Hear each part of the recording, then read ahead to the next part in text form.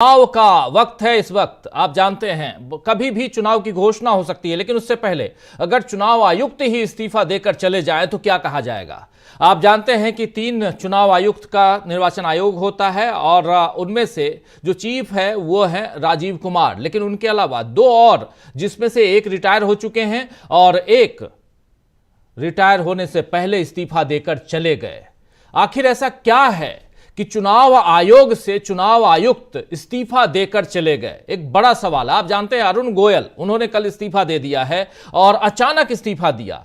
अरुण गोयल के नाम की अगर जब चर्चा कर रहा हूं तो आपको यह बता दूं कि आज से अभी से ठीक 2 साल पहले जब उनको चुनाव आयुक्त बनाया गया था, उस समय भी वो एक आईएएस ऑफिसर हैं, पंजाब कैडर के आईएएस ऑफिसर रहे और रिटायरमेंट से पहले उन्होंने अपने पद से वॉलंटरी रिटायरमेंट ले लिया, वीआरएस ले ली और उसके बाद उनको तुरंत जैसे ही वो रिटायर होते हैं और उनको तुरंत चुनाव आयोग में यानी चुनाव आयुक्त के रूप में उनको कमिश्नर के रूप में उनको नियुक्ति मिलती है। इसके बाद इनकी नियुक्ति को सुप्रीम कोर्ट में चैलेंज किया जाता है। सुप्रीम कोर्ट ने उस समय नाराजगी भी जताई, लेकिन जब इतनी सारी चीजें हुई उनकी नियुक्ति को लेकर, उनके नियुक्ति पर सुप्रीम कोर्ट में चैलेंज होता है और सुप्रीम कोर्ट उस पर नाराजगी जताता है, लेकिन इस बीच चुनाव आयोग जो है वो आगे बढ़ता हुआ चुनाव की तैयारियां करवा रहा होता है, लोकसभा चुनाव की तैयारियां। लेकिन लोकसभा चुनाव की घोषणा से ठीक कुछ दिन पहले अगर चुनाव आयुक्त अरुण गोयल इस्तीफा दे दें तो इसके क्या मायने हैं? मायने बहुत हो सकते हैं। कुछ लोग तो यहां तक कह रहे हैं कि जैसे कलकत्ता हाई कोर्ट के जस्टिस अभिजीत गंगोपाध्याय ने इस्तीफा देकर बीजेपी ज्वाइन कर लिया, वैसे ही ये भी बीजेपी में चले जाएंगे क्या? ये भी चुनाव लड़ेंगे क्या?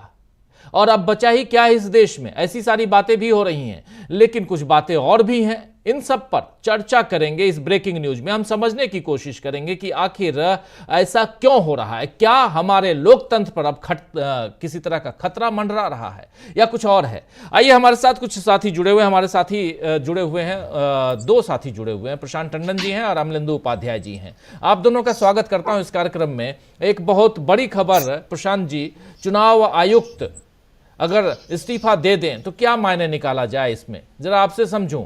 चुनाव से पहले, घोषणा से पहले अरुण गोयल इस्तीफा देकर चले जाते हैं, क्या माना जाए इसको? राजीव जी, पिछले करीब 2 दशक से ये चुनाव आयोग मल्टी मेंबर चुनाव आयोग है, यानी 3 मेंबर्स का चुनाव आयोग है। टीएन सेशन के बाद से ये चुनाव आयोग में 3 मेंबर होते हैं। इस वक्त सिर्फ 1 मेंबर बचे हैं जो मुख्य चुनाव आयुक्त है, वो अकेले हैं, राजीव कुमार जी।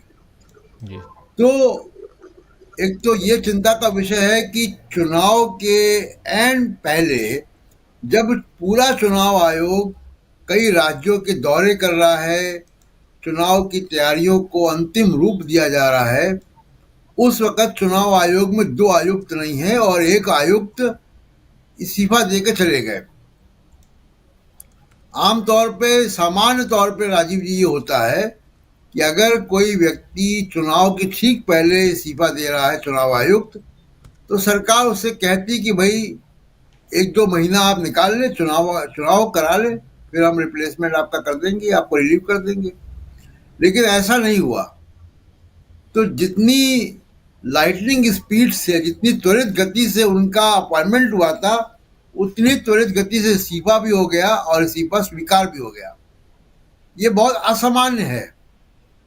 ये दर्शाता है कि कहीं ना कहीं उनसे शायद कहा गया हो कि आप इस्तीफा दे दें, क्योंकि चुनाव आयुक्त को निकालने की प्रक्रिया, उसको अपने पद से हटाने की प्रक्रिया बहुत जटिल है और वो हाई कोर्ट और सुप्रीम कोर्ट के जजों के बराबर है।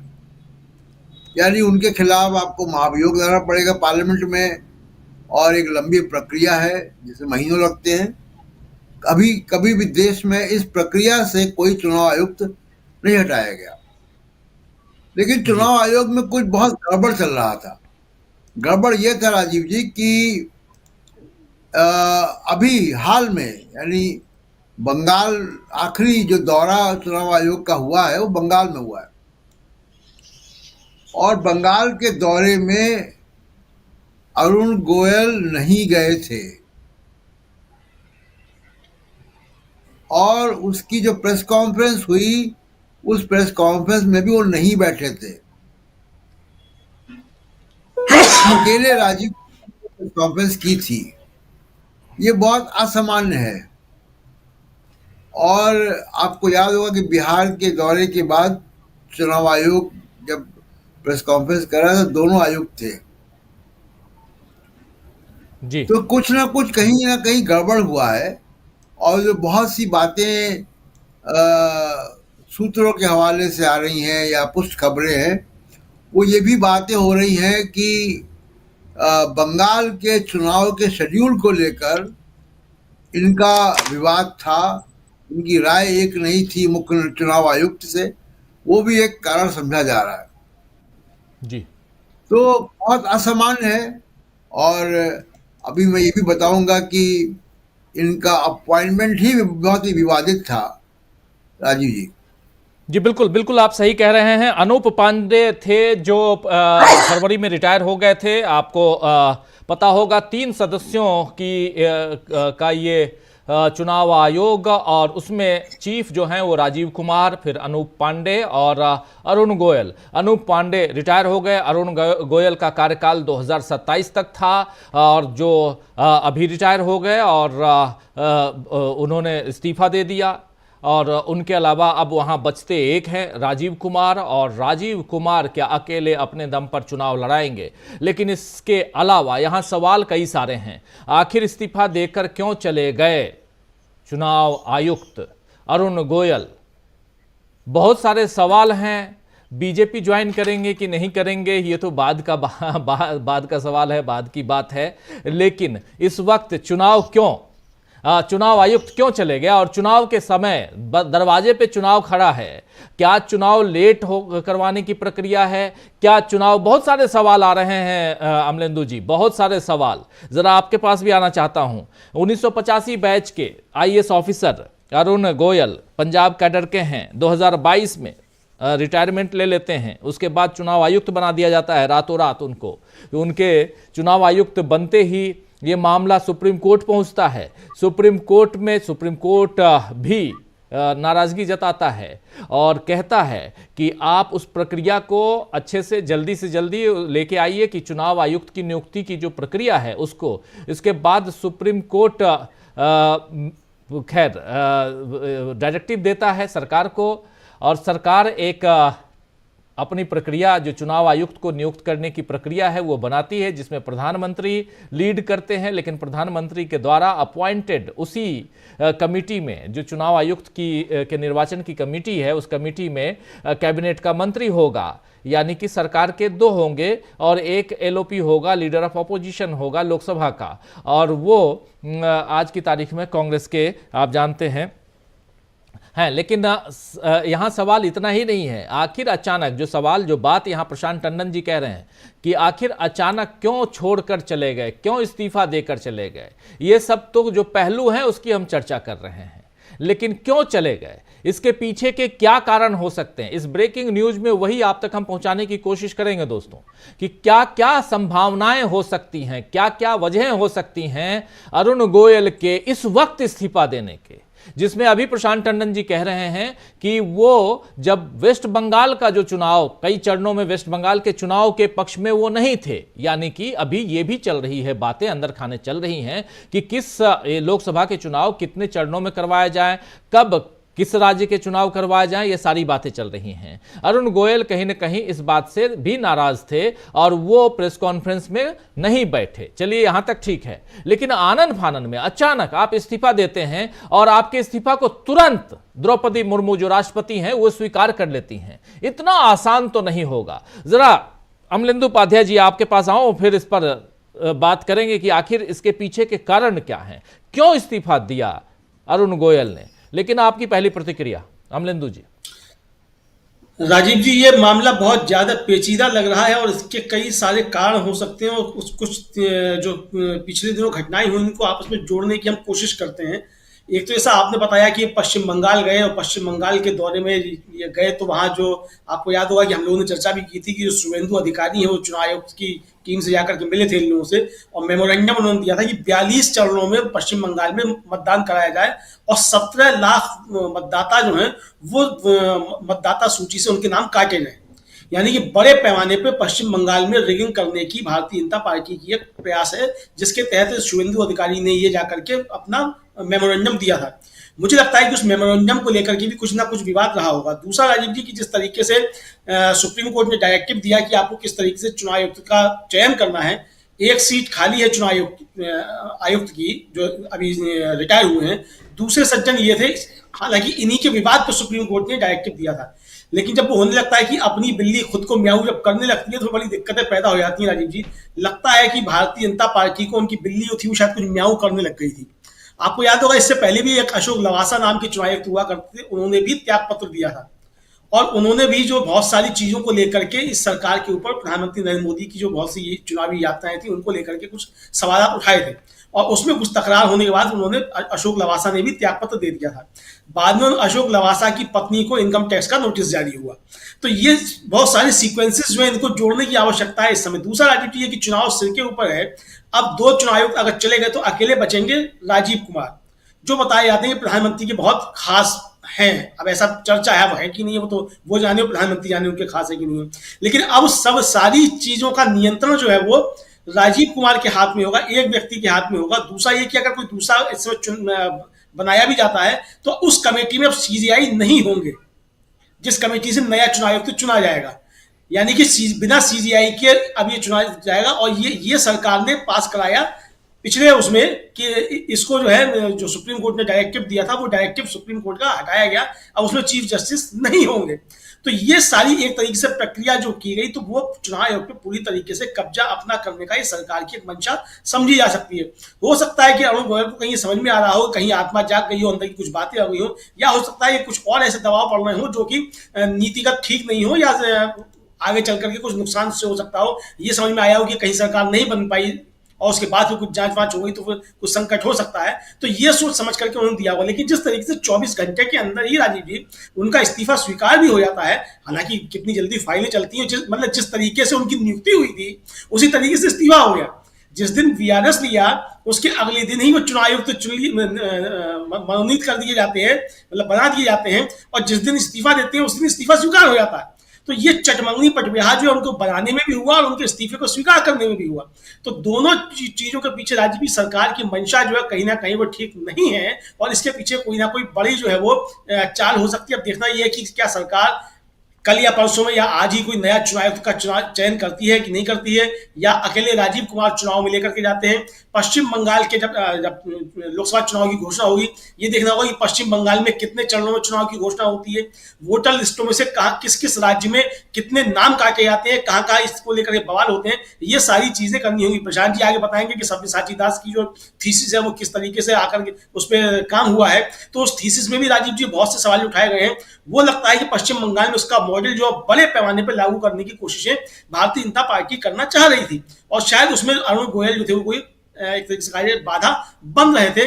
इसलिए जो है उनसे आनंद में कहा गया होगा, हालांकि कहा यह गया है कि उन्होंने अपने स्वास्थ्य के आधार पर इस्तीफा दिया है। हालांकि स्वास्थ्य के आधार पर ही इस्तीफे होते हैं, चाहे दबाव कुछ भी हो। तो अब ये आगे चल करके चर्चा होगी और इसके पीछे हम लोग पढ़ते जब खोलने की कोशिश करेंगे तब इसकी समझेंगे कि इसके पीछे और क्या क्या कारण हो सकते हैं। राजीव जी जी बिल्कुल बिल्कुल। तो दोस्तों इस वक्त ब्रेकिंग खबर जो हम आप तक पहुंचा रहे हैं, हालांकि ये कल शाम की, कल देर रात की खबर है, और खबर यह है कि चुनाव आयुक्त 3 चुनाव आयुक्त होते हैं, जिसमें मुख्य चुनाव आयुक्त राजीव कुमार हैं और उनके अलावा अनूप पांडे जो ऑलरेडी रिटायर हो चुके हैं फरवरी महीने में, और अब तीसरे जो एक बचे थे, यानी 2 बचे थे, एक रिटायर हो गए, 2 बचे, उनमें से एक राजीव कुमार जो अभी मुख्य चुनाव आयुक्त हैं, प्रधानमंत्री के काफी करीबी हैं, और दूसरे अरुण गोयल, ये भी सरकार के करीबी इसलिए कहा जा सकता है क्योंकि उनको रिटायर होना जब था उससे पहले 18 नवंबर 2022 को अचानक वो वीआरएस ले लेते हैं, वॉलंटरी रिटायरमेंट ले लेते हैं, और 18 नवंबर को रिटायरमेंट लेते हैं, और 19 नवंबर को उनको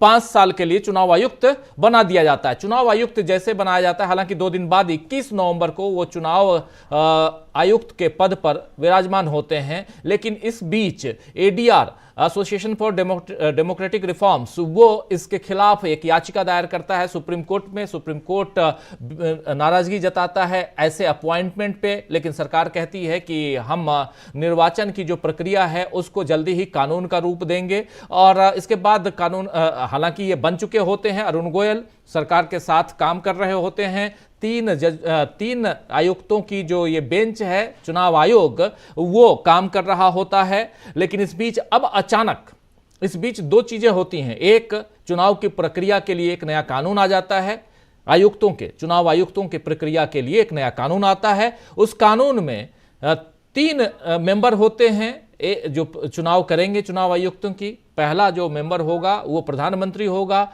दूसरा प्रधानमंत्री के द्वारा चुना गया उनकी कैबिनेट का कोई मंत्री होगा, और तीसरा लोकसभा में जो लीडर ऑफ ऑपोजिशन होगा, जैसे अभी अधीर रंजन चौधरी हैं। तो अब आप देख लीजिए कि चुनाव आयुक्त चुनने के लिए सरकार जैसा चाहेगी जिसको चाहेगी उसी को बनाएगी, क्योंकि सरकार में प्रधानमंत्री हैं और उन्हीं के कैबिनेट का एक मंत्री होगा। तो अब 2 लोगों के 2, और अगर अधीर रंजन चौधरी यहां मना भी कर दें कि मैं इस आदमी को पसंद नहीं करता हूं,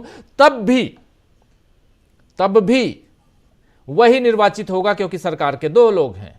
इससे पहले ऐसा था कि एक सुप्रीम कोर्ट का चीफ जस्टिस यानी सीजेआई, आज की तारीख में डीवाई चंद्रचूड़, दूसरे प्रधानमंत्री, तीसरा leader of opposition Adhir Ranjan Chaudhary. तो बात कुछ अच्छी होती, पारदर्शिता रहती, लेकिन यहां पारदर्शिता नहीं दिखाई देती है, साफ शब्दों में कहा जाए। चलिए, एक तो प्रक्रिया है, लेकिन अब अचानक अरुण गोयल कल रात को इस्तीफा देते हैं। इस्तीफा सौंपने के कुछ ही मिनटों बाद राष्ट्रपति द्रौपदी मुर्मू उनके इस्तीफे को स्वीकार कर लेती हैं। इस्तीफा देने के कारण पूछा जाता है कि आखिर क्यों आपने इस्तीफा दिया, तो उनका कहना है कि मैं व्यक्तिगत कारण से, और उसमें लिखते भी हैं कि मैं व्यक्तिगत कारण से, निजी कारणों से इस्तीफा देता हूं। लेकिन क्या इतना आसान है? 2027 दिसंबर 2027 तक जो आदमी इस पद पे रहने वाला था, जिस आदमी ने अपने आप को वॉलंटरी रिटायरमेंट ले लेता है नौकरशाह के पद से और वो यहां विराजमान होता है, वो अचानक आनन फानन में इस्तीफा क्यों देता है? इसके 2 पहलू हो सकते हैं। एक ये कि या तो वो बीजेपी ज्वाइन कर रहा है, वैसा ही जैसा कलकत्ता हाई कोर्ट के जस्टिस अभिजीत गंगोपाध्याय यानी अभिजीत गांगुली ने किया और उन्होंने बीजेपी ज्वाइन कर लिया। क्या ये बीजेपी ज्वाइन करके चुनाव लड़ने जा रहे हैं? एक सवाल ये भी उठता है, और बहुत वाजिब सवाल है, इसलिए है कि कई जजों ने ऐसा किया है। हमने देख लिया रंजन गोगोई को, माफी चाहूंगा, पूर्व जस्टिस सीजेआई रंजन गोगोई को हमने देखा, वो रिटायर होते हैं और राज्यसभा चले आते हैं उनको, और उनके साथ साथ जितने लोग भी राम मंदिर के फैसले में जितने जजेस थे, लगभग सबको कहीं ना कहीं मलाईदार वाले जगह पे आफ्टर रिटायरमेंट उनको विराजमान कर दिया गया है। आप चाहेंगे तो सबके नाम गिना दूंगा, कौन कहां पोस्टेड है वो भी बता दूंगा, लेकिन वहां तक नहीं जाते हैं अभी, चूंकि हम बात कर रहे हैं अरुण गोयल की।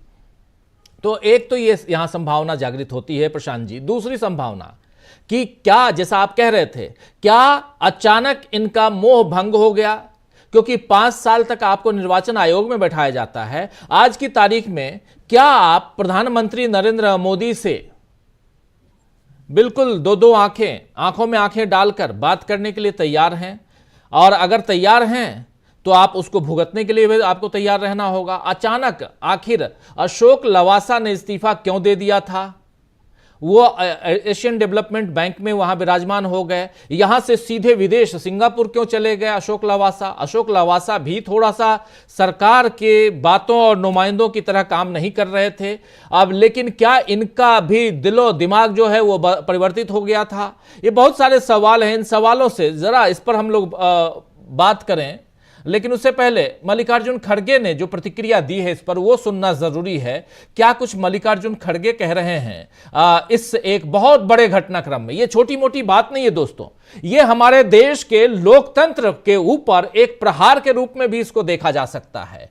इसको लोकतंत्र के ऊपर प्रहार इसलिए कह सकते हैं कि अगर उन्होंने नाराजगी में इस्तीफा दिया है तब भी लोकतंत्र पर प्रहार है। यानी अरुण गोयल अगर नाराज होकर सरकार के कामकाज से, अपने साथी सहयोगियों के कामकाज से नाराज हो रहे हैं, तब भी इसे लोकतंत्र पर प्रहार देखा जाएगा। लोकतंत्र को कहीं ना कहीं कमजोर करने की बात अंदर खाने हो रही है, इसलिए ये नाराज हैं, या ये बीजेपी की तरफ जा रहे हैं, इतने ज्यादा झुक चुके हैं जैसे कि पूर्व जस्टिस अभिजीत गंगोपाध्याय कलकत्ता हाईकोर्ट के, अब तो उनको जस्टिस कहना भी ठीक नहीं होगा, अगर वो जैसा उन्होंने किया वैसा कर रहे हैं, तब भी ये लोकतंत्र पर कहीं ना कहीं कुठाराघात है।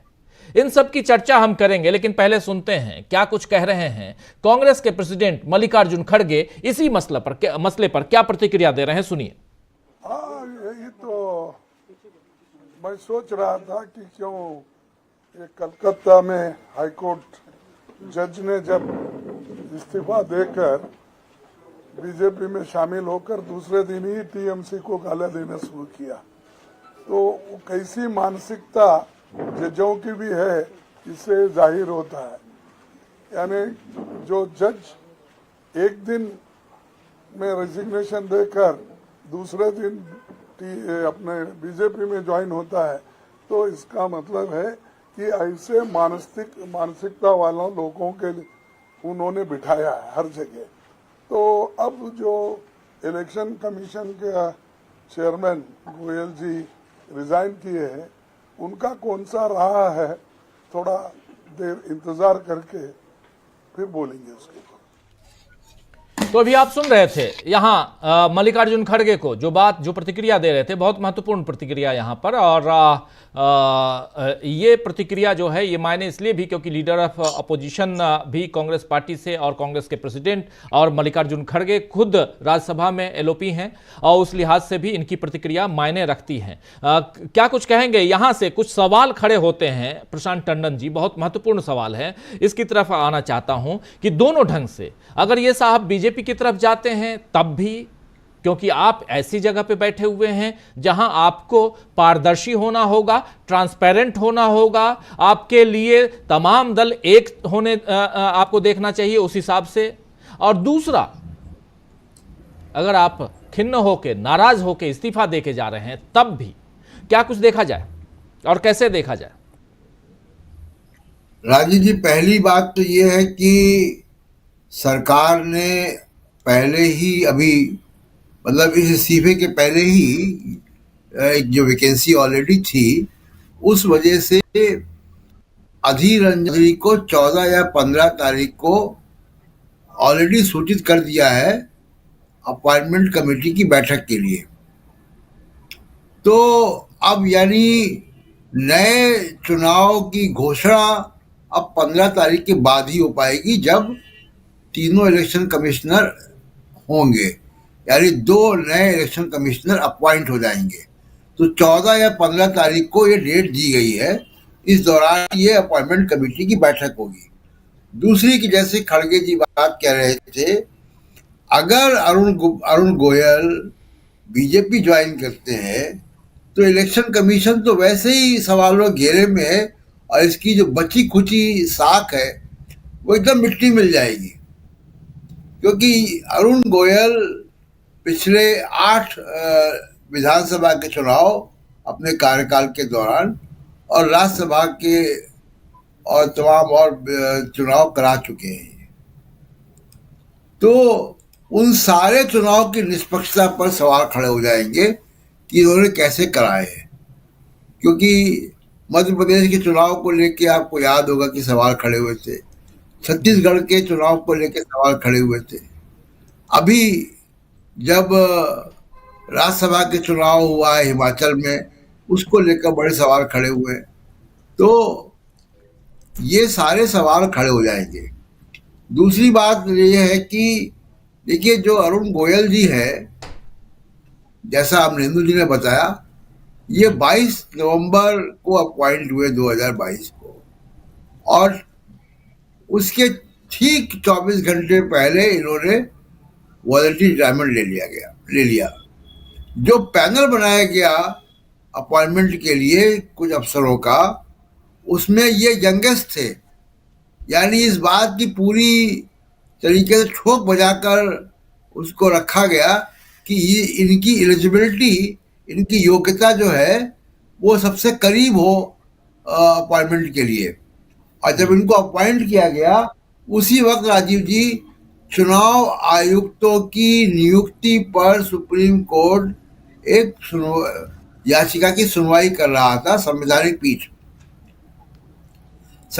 पीठ ने बहुत नाराजगी जताई कि ऐसी कौन सी आफत आ जा रही थी कि जब सुनवाई चल रही है तो इनको तुरंत के तुरंत अपॉइंट कर लिया गया, नियम कानून को ताक में रखकर। तो ये बैकग्राउंड इनका है। तो जाहिर सी बात है कि अगर जिस तरीके से अरुण गोयल चुने गए, जिस तरीके से इनको लिस्ट में रखा गया, सुनवाई के दौरान ये सब हुआ, वॉलंटियर रिटायरमेंट दिलवाया गया, उसके अगले दिन इनको चुनाव आयुक्त बना दिया गया, और केवल बना नहीं दिया गया, ये मुख्य चुनाव आयुक्त भी बनते, क्योंकि जो मौजूदा राजीव कुमार वो 2025 में रिटायर हो जाएंगे जी। तो सीनियर मोस्ट नहीं होते, ये बनते 2027 तक ये रहते चुनाव आयुक्त, मुख्य चुनाव आयुक्त। ये सब दर्शाता है कि ये प्रधानमंत्री मोदी और बीजेपी के बहुत करीबी चहेते अफसर रहे होंगे, तभी इनको इतनी छूट दी गई। लेकिन अचानक क्या हो गया, ये जरूर संशय की बात है। और दोनों बातें हैं, बीजेपी से करीबी का भी मामला एक है, दूसरा जो मैं सुन रहा हूं कि पश्चिम बंगाल के शेड्यूल को लेकर इनकी राजीव कुमार से डिफरेंसेस थे, और ये उस प्रेस कॉन्फ्रेंस में भी नहीं बैठे थे जो पश्चिम बंगाल के दौरे के बाद मुख्य चुनाव आयुक्त ने की थी। अब कहा जा रहा है कि साहब इनकी तबीयत ठीक नहीं थी। ये तबीयत ठीक ना होना तो बड़ा डिप्लोमेटिक जुमला है राजीव जी, और ये कई जगह इस्तेमाल होता रहता है।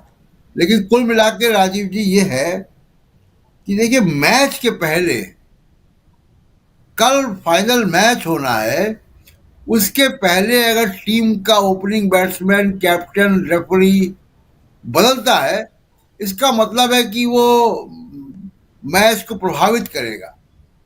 बिल्कुल। अब आप फर्ज कीजिए कि ये 2 नए चुनाव आयुक्त आएंगे, एक बहुत बड़ा अहम रोल चुनाव आयोग का जो अभी है, एक सुप्रीम कोर्ट के आदेश के अनुसार हिसाब से मुताबिक उसको 13 या 14 तारीख को स्टेट बैंक की दी हुई लिस्ट जो है, जो अभी तक स्टेट बैंक ने दी नहीं है, उसको पब्लिश करना है किन लोगों ने किन पार्टियों के लिए इलेक्टोरल बॉन्ड खरीदे।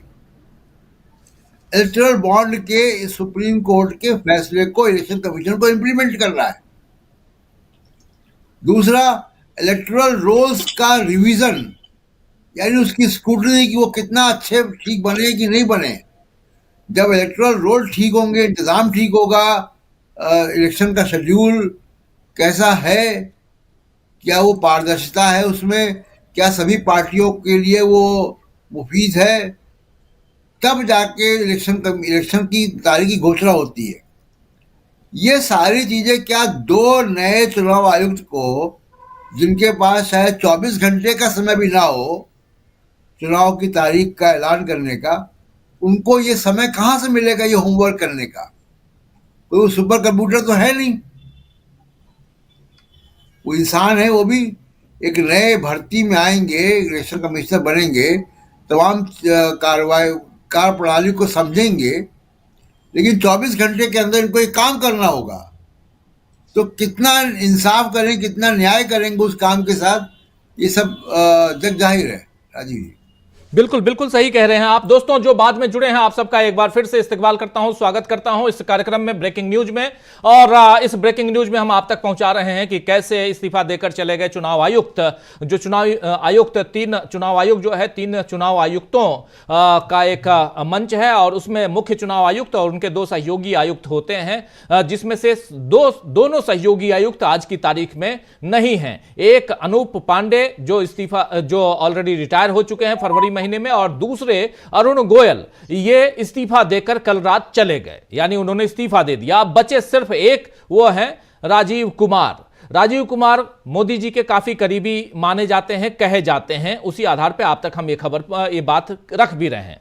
लेकिन यहां जो बवाल मचा हुआ है वो बवाल ये राजीव कुमार हैं जो आप स्क्रीन पे देख रहे हैं इनको। और सबसे बड़ी बात है कि क्या राजीव कुमार अकेले चुनाव करवाएंगे? लोकसभा का इतना बड़ा चुनाव, और न सिर्फ लोकसभा का चुनाव बल्कि इसी समय लोकसभा के चुनाव के समय ही 4 राज्यों के विधानसभा के चुनाव भी होने हैं, जिसमें उड़ीसा है, अरुणाचल प्रदेश है, आंध्र प्रदेश है और सिक्किम है। इन 4 राज्यों में विधानसभा के चुनाव भी हैं इसी वक्त। और क्या अकेले राजीव कुमार कराएंगे? और क्या 2 मुख्य चुनाव आयुक्त के 2 सहयोगी और मिल जाएंगे इसी बीच? क्या चुनाव की घोषणा उसके बाद होगी? क्या चुनाव की घोषणा में देरी होगी, या चुनाव को देरी से करवाने की कोई यहां पर कोशिश है? बहुत सारे सवाल हैं। इन सवालों का जवाब आने वाले कुछ दिनों में आप तक हम पहुंचा ही देंगे। लेकिन सवाल यह उठता है कि आखिर इस्तीफा देकर क्यों चले गए? जैसे अशोक लवासा अचानक इस्तीफा दे दिए, चले गए एशियन डेवलपमेंट बैंक ADB, वहां चले गए। लेकिन क्या इतना बढ़िया काम, इतना बढ़िया पद छोड़कर अचानक अपनी मर्जी से चले गए अरुण गोयल? जिस अरुण गोयल ने 85 बैच के वो पंजाब कैडर के IAS अधिकारी हैं, जो रिटायर होते लेकिन रिटायरमेंट से पहले वॉलंटरी रिटायरमेंट लेते हैं, और दूसरे ही दिन आज 18 नवंबर 2022 को वो रिटायर होते हैं, और 19 नवंबर 2022 को सरकार उन्हें नियुक्त कर देती है निर्वाचन आयुक्त के रूप में। तो इसका मतलब साफ था कि वो निर्वाचन आयुक्त बनने वाले थे, चुनाव आयुक्त बनने वाले थे, इसलिए उनसे रिटायरमेंट करवाया गया। क्या अभी फिर से कुछ ऐसा ही होने जा रहा है, या यहां पर कहानी कुछ और है? ट्विस्ट है कहानी में ये, जैसा यहां हमारे दोनों साथी बता रहे हैं कि हो सकता है कि ये सरकार के कामकाज से, क्योंकि यहां आए और उनको ये कामकाज पसंद नहीं आया और उससे खिन्न थे, नाराज थे, इसलिए चले गए छोड़ के, या वो बीजेपी ज्वाइन करने जा रहे हैं, चुनाव लड़ने जा रहे हैं इसलिए।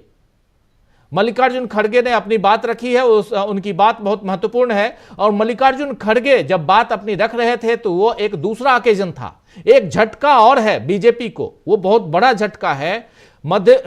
हरियाणा के MP यानी मेंबर ऑफ पार्लियामेंट, जिसे हिंदी में सांसद कहते हैं, हरियाणा के हिसार से सांसद विजेंद्र जी ने बीजेपी छोड़कर कांग्रेस पार्टी आज ज्वाइन कर लिया। जरा लेके आइए उनको एक बार फिर से मल्लिकार्जुन खड़गे, और उसी मसले पर इस अरुण गोयल के मामले में क्या कुछ कह रहे हैं जरा सुनते हैं फिर से। और वो जो ओकेजन है वो है शपथ दिलाते हुए, अपनी पार्टी में ज्वाइन कराते हुए एक बीजेपी के सांसद को। लेकिन सुनते हैं पहले मल्लिकार्जुन खड़गे यहां कह क्या रहे हैं अभी से थोड़ी देर पहले। लेकिन हिसार के सांसद ज्वाइन कर रहे हैं, जो बगल में काले इसमें हैं, लिबास में हैं, वो हैं हिसार से सांसद विजेंद्र। सुनिए जरा क्या कुछ कह रहे हैं मल्लिकार्जुन खड़गे।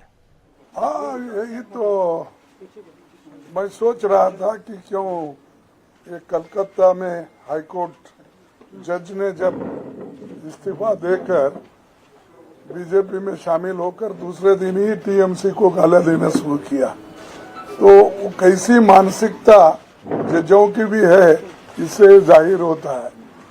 यानी जो जज एक दिन में रेजिग्नेशन देकर दूसरे दिन अपने बीजेपी में ज्वाइन होता है, तो इसका मतलब है कि ऐसे मानसिकता वालों लोगों के उन्होंने बिठाया है हर जगह।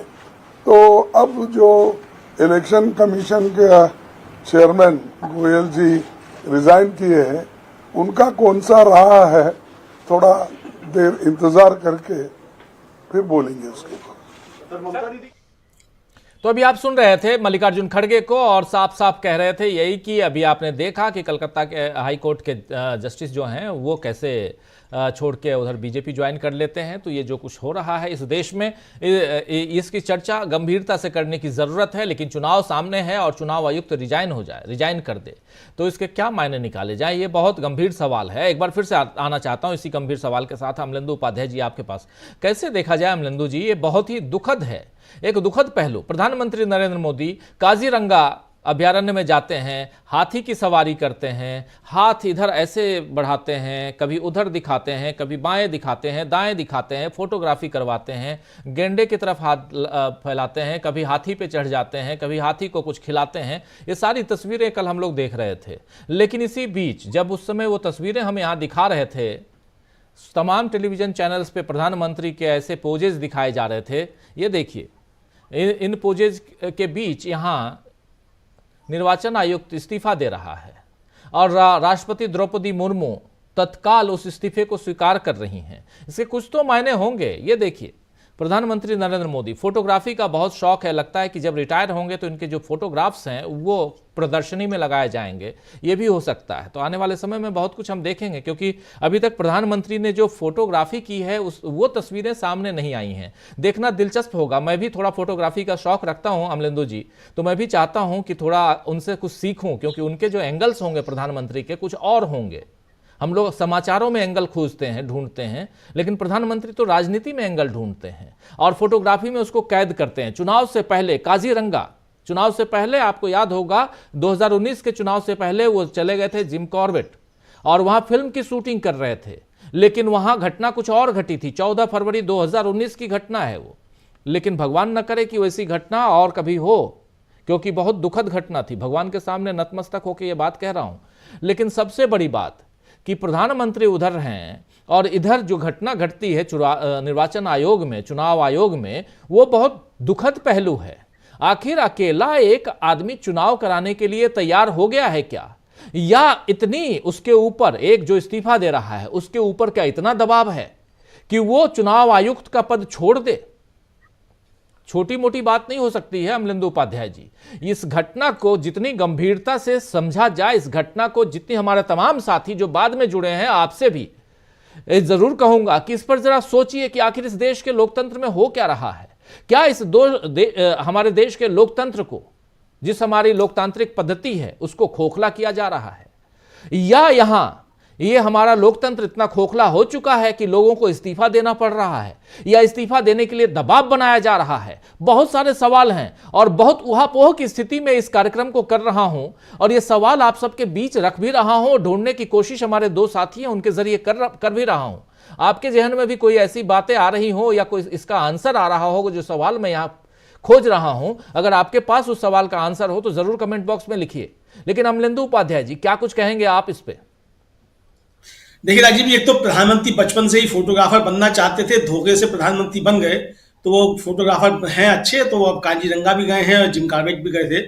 और जैसा आपने भी ध्यान दिलाया कि पिछले चुनाव में प्रधानमंत्री जिम कॉर्बेट में थे, पुलवामा हो गया था। इस बार प्रधानमंत्री काजीरंगा में और हाथी और गेंडे का जो है वो प्यार कर रहे हैं और दुलार कर रहे हैं। और इधर जो है देश के अंदर जो तमाम हाथी और गेंडे जो है वो गायब होते जा रहे हैं या कुछ और होता चला जा रहा है।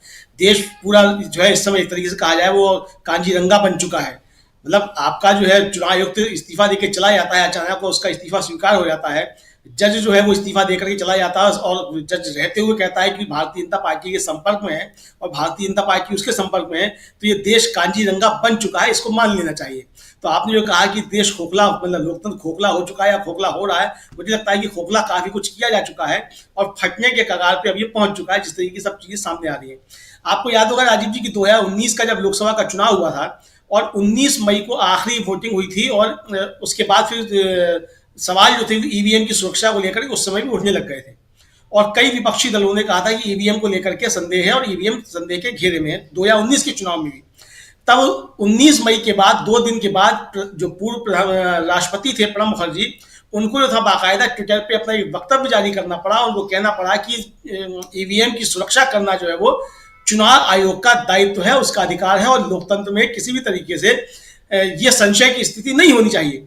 यानी ये पूर्व राष्ट्रपति जो था, जिसको इस सरकार ने भारत रत्न दिया, उसको ट्विटर पे अपना वक्तव्य जारी करना पड़ा कि चुनाव आयोग जो है वो ईवीएम की अच्छे तरीके से सुरक्षा करे। आज भी राजीव जी ईवीएम को लेकर के सवाल सिर्फ राजनीतिक हलकों में नहीं है, आम जनता के बीच ईवीएम को लेकर के सवाल है। आप देखिए कि हम लोग कोई भी कार्यक्रम करते हैं उसमें आधे कमेंट ये होते हैं कि आप कुछ भी कर लीजिए, ईवीएम है तो मोदी जी लौट करके आएंगे। आधे कमेंट इस तरीके होते हैं, मतलब कोई भी आप देखिए। तो इसका मतलब जनता के बीच में ईवीएम को लेकर के बहुत ज्यादा संदेह है और जिस तरीके से जगह जगह आंदोलन हुए ईवीएम को लेकर के, उसको भी लेकर के बहुत ज्यादा संदेह है।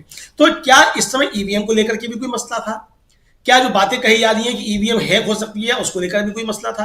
क्या अरुण गोयल को इसकी कोई जानकारी हो गई थी? अब ये तो अरुण गोयल जानेंगे, हम लोग तो नहीं जान सकते। बहुत सारी चीजें हो सकती हैं। क्या जो सोशल मीडिया पे सवाल उठ रहे हैं, क्या अनिल मसीह को बनाया जा सकता है? अभी सोशल मीडिया की सवाल है, हम लोग के सवाल नहीं है ये। क्या अनिल मसीह को चुनाव आयुक्त बनाया जा सकता है? क्या वो अभिजीत गंगोपाध्याय जो जज साहब ने इस्तीफा दिया है, क्या वो चुनाव आयुक्त बन जाएंगे? भारतीय जनता पार्टी के टिकट पर चुनाव लड़ेंगे? तो ये सारे सवाल सोशल मीडिया पे उछल रहे हैं। लेकिन इन सवाल ये सवाल उछल इसलिए रहे हैं क्योंकि इसके पीछे कोई ना कोई, राजीव जी, मुझे लगता है कोई गंभीर मसला है जिसकी वजह से अरुण गोयल को आनंद फानंद में त्यागपत्र देना पड़ा है और तुरंत ही उनका त्यागपत्र स्वीकार भी हो गया है। ये कोई साधारण स्वास्थ्य की वजह से कोई समस्या नहीं है कि स्वास्थ्य की वजह से एक चुनाव आयुक्त जो है वो इस्तीफा देकर चला जाए और उसका तुरंत जो है राष्ट्रपति इस्तीफा स्वीकार भी कर ले।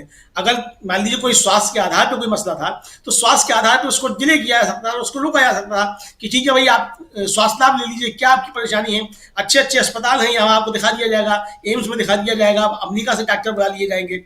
ये सारी चीजें हो सकती थी। लेकिन चूंकि चुनाव सिर के ऊपर है और चुनाव आयोग की भूमिका को लेकर के काफी ज्यादा सवाल है, विपक्ष लगातार चुनाव आयोग से मांग करता रहा है कि उसको मिलने का समय दिया जाए, ईवीएम को लेकर के उसके संदेह हैं, वो अभी तक चुनाव आयोग ने कोई उसको मिलने का समय नहीं दिया है। अपनी वेबसाइट पे उसने केवल जो थे कुछ FAQ जो थे वो जारी कर दिए चुनाव आयोग ने। यानी उस मसले पे ईवीएम को लेकर के कोई भी सही जवाब चुनाव आयोग की तरफ से नहीं आया है। तो सवाल राजीव जी बहुत सारे हैं और चूंकि चुनावी प्रक्रिया है, क्या ये भी है सवाल ये भी उठ रहे हैं कि क्या चुनाव की प्रक्रिया है उसको डिले करने के लिए, चुनाव को देरी करने के लिए भी ये किया गया है कि अब बैठक बुलाई जाएगी 14-15 को। इसका मतलब कि 14-15 को अगर बैठक बुलाई जा रही है तो 14-15 को चुनाव की घोषणा नहीं हो रही है, जो कि 15 मार्च तक हो जानी चाहिए थी। इसको डिले किया जाएगा। हो सकता है कि वो बैठक बुलाई जाए, उसमें अधीर रंजन चौधरी जाए और जाए तो अपना डिसाइड नोट लगाएं, फिर उसको लेकर के कहा जाए कि साहब उनकी आपत्ति के साथ नए हमने नियुक्त कर दिए हैं, उसको लेकर के फिर बवाल हो। तो यानी कि जब नए चुनाव आयुक्त आ भी जाते हैं, अगर मान लीजिए, और वो आकर के काम भी करना शुरू करते हैं, तो कहा जाएगा इनको काम अभी समझना है थोड़ा सा। तो ये कुल मिलाकर के राजीव जी असल में जो देश के अंदर परिस्थितियां बन रही हैं, भारतीय जनता पार्टी को ये लग रहा है कि चुनाव उसके हाथ से पूरी तरीके से निकल चुका है। अब कोई पुलवामा भी उसके हाथ में नहीं है। उसी के अंदर के व्यक्ति जो सत्यपाल मलिक पूर्व गवर्नर हैं, वो इस सरकार की मंशा को लेकर के, खासतौर से प्रधानमंत्री नरेंद्र मोदी की मंशा को लेकर के बहुत सारे सवाल उठा चुके हैं। अपने कार्यक्रम में हम लोगों के साथ जो प्रशांत जी के साथ उन्होंने इंटरव्यू दिया था उसमें भी उन्होंने बहुत सारे सवाल उठाए थे और बहुत सारे आरोप जो थे उन्होंने प्रधानमंत्री नरेंद्र मोदी के ऊपर और इस सरकार के ऊपर जो थे लगाए थे, किस तरीके से चुनाव से पहले क्या क्या कर सकते हैं। तो क्या जो सत्यपाल मलिक ने आरोप लगाए थे, ये इस्तीफा भी अरुण गोयल का उसी के उन आरोपों में से एक कड़ी है, उस जो चीजें सामने आ रही हैं, ये भी राजीव की बहुत सारे सवाल हैं। तो इसलिए अरुण गोयल का इस्तीफा जो है वो एक साधारण घटना नहीं है। चुनाव से ठीक एंड पहले अगर स्वास्थ्य के आधार पर भी इस्तीफा दे दे, ये अचानक कोई स्वास्थ्य की परिस्थिति पैदा हो नहीं रही होगी कि एकदम से मालूम पड़ गया अरुण गोयल साहब को कि आज मेरा स्वास्थ्य खराब हो गया और अब मैं इस्तीफा दे रहा हूं। अगर आपको इस तरीके की कोई घटना रही होगी तो आपको पहले से महसूस होता रहा होगा कि आपके स्वास्थ्य के साथ कोई खराबी है, आपने कहीं चेकअप भी कराए होंगे। वो चेकअप क्या है, देश को मालूम पड़ना चाहिए कि आपने कहाँ चेकअप कराए थे, आपकी अगर स्वास्थ्य की कोई खराबी है तो ये सारी चीजें आप ये किस डॉक्टर ने आपको सलाह दी कि आप बिल्कुल बाहर हो जाइए, अब इतना ज्यादा आपके स्वास्थ्य को खतरा है। तो ये बहुत सारे सवाल राजीव जी उठ रहे हैं, ये कहीं ना कहीं भारतीय जनता पार्टी और सरकार की मंशा के ऊपर सवाल उठाते हैं। ये कोई साधारण आम घटना नहीं है, इसके पीछे कोई ना कोई बड़ा जो है मामला निश्चित तौर पर राजीव जी हो सकता है कि वो चुनावी बॉन्ड को लेकर के हो सकता है चुनाव आयोग के पास ये कुछ जानकारियां हो कि वो चुनाव जो बॉन्ड खरीदे गए हैं खासतौर से बड़ी संख्या वाले, वो किन लोगों ने चुनाव आयोग ने इस पर अपना कुछ काम कर लिया हो, ये भी हो सकता है।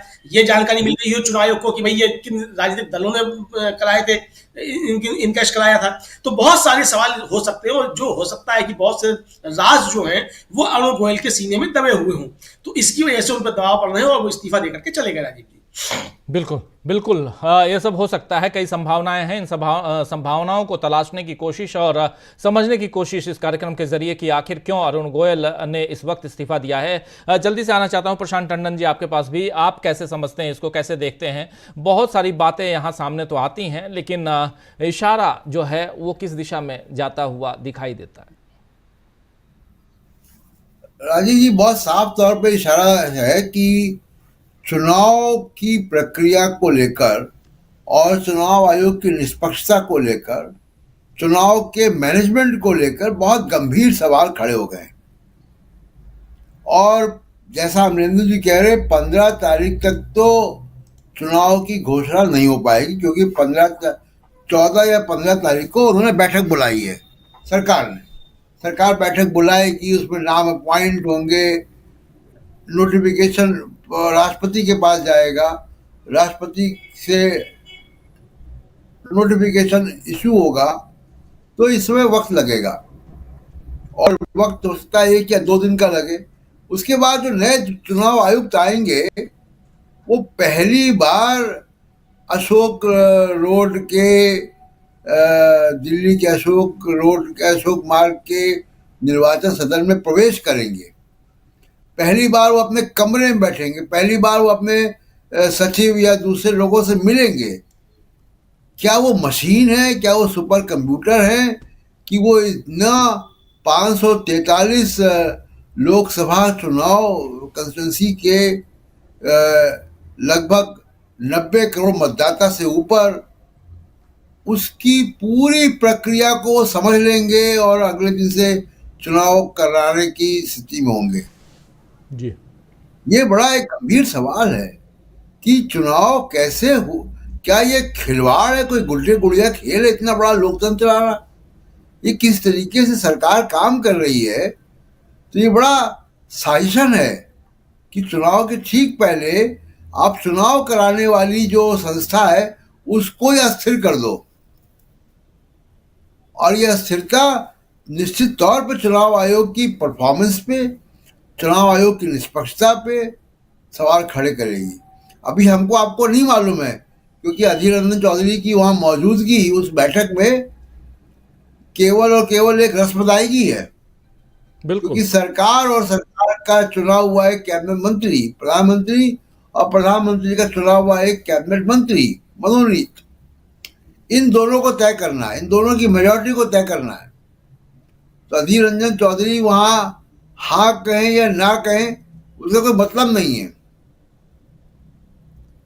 वो बिल्कुल एक औपचारिकता है।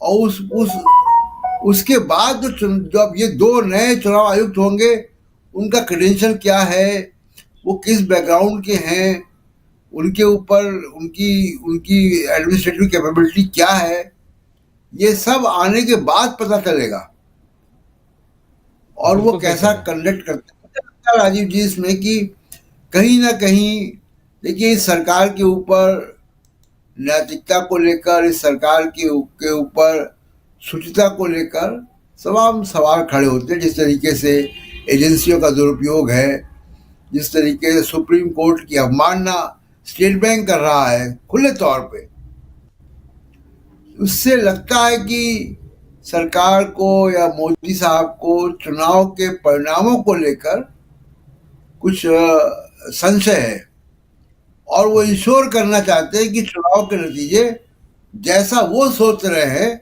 वैसे ही आए और उसकी वो तैयारी कर रहे हैं।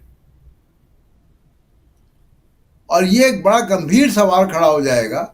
इसमें राजीव जी सुप्रीम कोर्ट की जिम्मेदारी बहुत बड़ी बनती है, इसलिए क्योंकि ये सबसे बड़ी संवैधानिक एक्सरसाइज होने जा रही है।